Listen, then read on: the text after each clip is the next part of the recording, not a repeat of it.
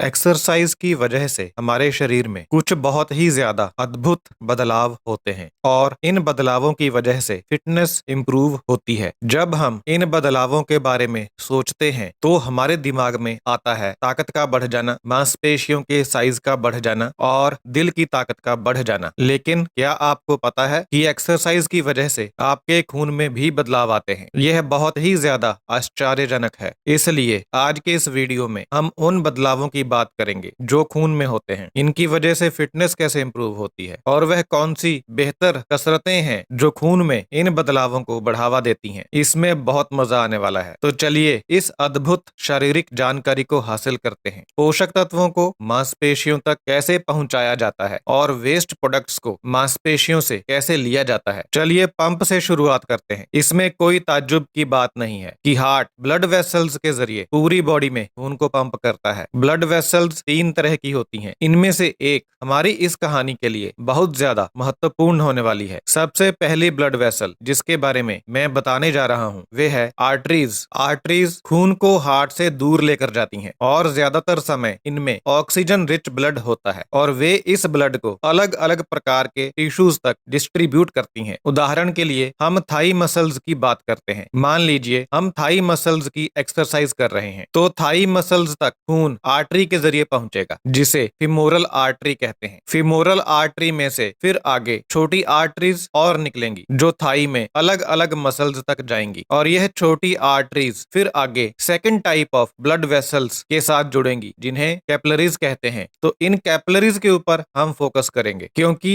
यह छोटी amazing exchange vessels हैं जो खून के जरिए शरीर के टिश्यूज के साथ न्यूट्रिएंट्स और वेस्ट प्रोडक्ट्स को एक्सचेंज करती हैं। तो कैपिलरीज में से कार्बोहाइड्रेट्स, दूसरे एनर्जी सोर्सेज और ऑक्सीजन निकलकर वर्किंग मसल्स में जाएगी और फिर कार्बन डाइऑक्साइड और दूसरे metabolic waste products working muscle में से निकलकर वापस कैपिलरी में आएंगे। इस तरह न्यूट्रिएंट्स और वेस्ट प्रोडक्ट्स का आदान प्रदान होगा। अब ये जो मेटाबॉलिक वेस्ट प्रोडक्ट्स खून में निकले हैं, यह वाला खून इन वेस्ट प्रोडक्ट्स को लेकर कैपिलरीज में से निकलेगा और वेन्स में चला जाएगा। अब हमारी वेन्स में जो खून है और इस खून के अंदर जो मेटाबॉलिक वेस्ट प्रोडक्ट्स हैं, इन वेस्ट प्रोडक्ट्स से निपटने के लिए हमारे शरीर में कई मैकेनिज्म्स मौजूद हैं। लेकिन हम अपनी ब्लड वेसल्स कैपिलरीज पर वापस आते हैं। लंबे समय तक लगातार एक्सरसाइज करने से एक काम जो होता है वह ये है कि कैपिलरीज की संख्या बढ़ जाती है जो समय पाकर और ज्यादा ग्रो करती हैं और मसल टिश्यूज के अंदर पेनिट्रेट करती हैं। अगर हमारे पास अब पहले से ज्यादा कैपिलरीज हैं तो हम इन एक्स्ट्रा कैपिलरीज को खून से भर सकते हैं और हमारा शरीर यही करता है। हमारा शरीर खून की मात्रा को बढ़ाता है। हमारे शरीर में खून की टोटल मात्रा बढ़ जाती है और यह सब कुछ होता है लंबे समय तक लगातार एक्सरसाइज करने के कारण। तो अगर हमारे पास ज्यादा खून होगा तो हम वर्किंग मसल तक ज्यादा पोषक तत्व पहुंचा पाएंगे और मसल्स के अंदर, कार्डियोवैस्कुलर सिस्टम के अंदर और ब्लड स्ट्रीम के अंदर ज्यादा एफिशिएंट एक्सचेंज हो पाएगा और उस वर्किंग मसल के अंदर से ज्यादा मेटाबॉलिक वेस्ट को बाहर निकाला जा सकेगा। तो यह एक इंपॉर्टेंट बदलाव है जो खून के साथ होता है, जो कि है खून की मात्रा का बढ़ना और खून की कैरी करने की और एक्सचेंज करने की कैपेसिटी का बढ़ना। लेकिन एक और बदलाव है जो हमें चाहिए। खून किस चीज का बना होता है? खून के दो मेन कंपोनेंट होते हैं। पहला है फ्लूइड कंपोनेंट जिसे हम आमतौर पर प्लाज्मा कहते हैं। यह प्राइमरी तौर पर पानी से बना होता है लेकिन इसमें इलेक्ट्रोलाइट्स और प्लाज्मा प्रोटीन भी मिक्स होते हैं। और हम अपने खून की मात्रा को कैसे बढ़ाएंगे? पानी और इलेक्ट्रोलाइट्स को ज्यादा मात्रा में लेकर। और लीवर भी ज्यादा प्लाज्मा प्रोटीन बनाने में मदद करेगा। खून का दूसरा कंपोनेंट जिसको हमें अब कंसिडर करना पड़ेगा वे है सेलुलर कंपोनेंट। जी हाँ, खून में ब्लड सेल्स और प्लेटलेट्स भी होते हैं जो खून का हिस्सा होते हैं। लेकिन एक्सरसाइज के साथ जिस सेल टाइप के बारे में हम सबसे ज्यादा कंसर्न हैं वे है एरिथ्रोसाइट्स या रेड ब्लड सेल्स। और आप में से बहुत सारे लोगों ने रेड ब्लड सेल्स के बारे में सुन रखा है और आपको शायद पता होगा कि इनका जिंदगी में एक मुख्य काम होता है और वह होता है ऑक्सीजन को कैरी करना। तो अगर हमने अपने खून की मात्रा को बढ़ा लिया है तो रेड ब्लड सेल्स की संख्या भी बढ़ेगी और हमारा शरीर रेड ब्लड सेल्स की संख्या को रेड बोन मैरो के अंदर बढ़ाता है। रेड बोन मैरो आपकी हड्डियों के भीतर गहराई में मिलता है। तो चलिए अब पूरी जानकारी को एक साथ मिलाकर समझते हैं। तो हमने नंबर ऑफ कैपिलरीज को बढ़ाया जो मसल टिश्यूज में पेनिट्रेट कर रही हैं और हमारे पास एक्स्ट्रा ब्लड होगा होगा जो इन कैपिलरीज को भरेगा। तो अब मैं वर्किंग मसल तक ज्यादा फ्लूइड को पहुंचा सका हूं, मैं ज्यादा कार्बोहाइड्रेट्स को पहुंचा सका हूं और ज्यादा फैट्स को पहुंचा सका हूं। और अब क्योंकि मेरे पास ज्यादा रेड ब्लड सेल्स हैं, इसलिए मैं ज्यादा ऑक्सीजन को मसल्स तक पहुंचा सकता हूं। तो अगर मेरे मसल्स के पास ज्यादा एनर्जी होगी यूटिलाइज करने के लिए, तो आप देख सकते हैं यह कैसे फिटनेस और एथलेटिक परफॉर्मेंस को इंप्रूव कर सकता है। तो वह कौन सी एक्सरसाइजेज हैं जो मसल्स में कैपिलरीज की संख्या को बढ़ा सकती हैं? सबसे पहले हैं एरोबिक एक्सरसाइजेज जैसे कि जॉगिंग, साइकिलिंग और स्विमिंग। दूसरी है हाई इंटेंसिटी इंटरवल ट्रेनिंग जैसे कि स्प्रिंट इंटरवल्स। स्प्रिंट क्या होती है? 100 मीटर को आप बहुत तेज भागते हैं, उसके बाद आप गैप लेते हैं, सांस थमती है और एक बार फिर से स्प्रिंट लगाते हैं। इसके बाद आती हैं रेजिस्टेंस ट्रेनिंग वाली एक्सरसाइजेज जैसे कि वजन उठाना, और खासकर इसमें रेपिटेशंस को ज्यादा रखना और वजन थोड़ा हल्का रखना। इसके बाद आती हैं जंप लगाने वाली एक्सरसाइजेज। इसके बाद आती हैं ऐसी एक्सरसाइजेज जिनमें शरीर को एक जगह स्थिर रखा जाता है, मूवमेंट नहीं की जाती, जैसे कि प्लैंक्स और वॉल सिट एक्सरसाइज। वॉकिंग से भी कैपिलरीज की ग्रोथ बढ़ सकती है, खासकर अगर वॉकिंग को थोड़ा स्पीड से किया जाए। इसके अलावा अप हिल वॉकिंग यानी पहाड़ चढ़ना और लॉन्ग ड्यूरेशन वॉकिंग यानी लंबे समय तक चलना, इससे भी कैपिलरीज की ग्रोथ बढ़ती है। आई थिंक आपको जानकारी इंटरेस्टिंग लगी होगी। Thank you so much.